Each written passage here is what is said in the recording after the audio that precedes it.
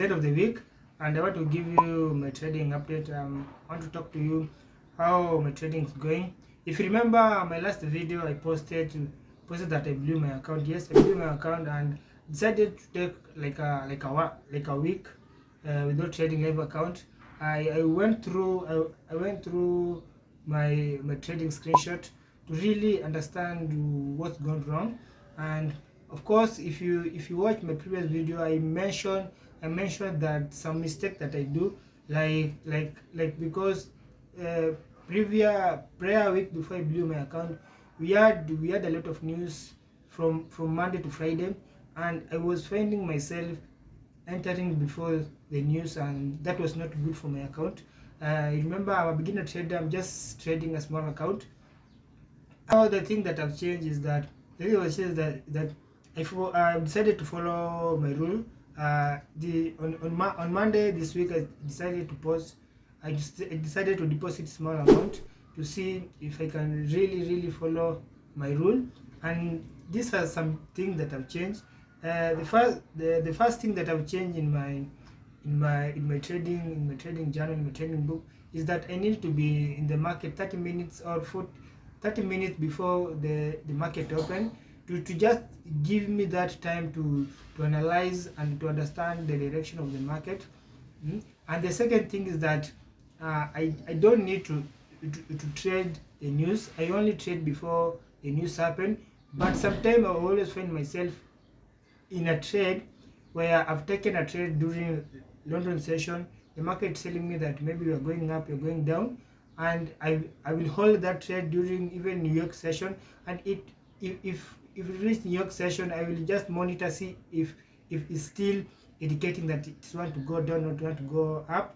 And then the second thing is that I found myself trading pairs that are really related to US dollar, because it's easy for me to trade those pairs, because I'm using dollar index as my indicator on how those pair will do.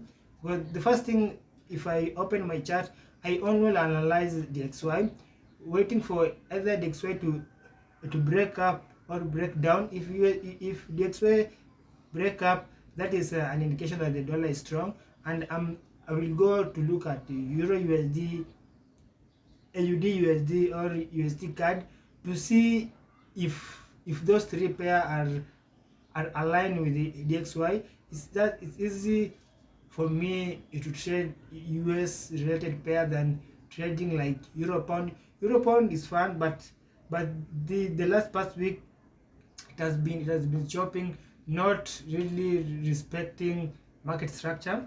And then the second thing is that I have decided to just stick of risking 15 pips and below, because my entry are most of my entry are on a 15-minute time frame and 5-minute time frame. For me, I wait for a confirmation.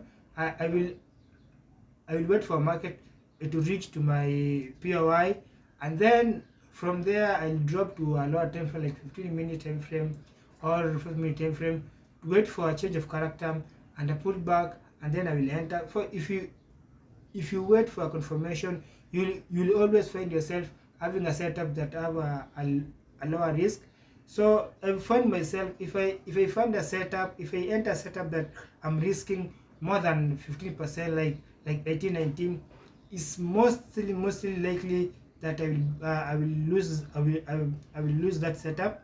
But if I find a setup that is risking below 15 pips, it's more likely that I will win that setup, and that setup will not give me that much anxiety. And then the other thing that I've added to my trading plan is maximizing on a setup. So if you know me, I'm a beginner trader. I'm only trading small account. So if you are a beginner there, trading small account is very hard, because you will find yourself finding a good setup, but maybe that setup just giving you 20 to 30 pips. So if you enter one position, that you mean that you will maybe make $2 or $3.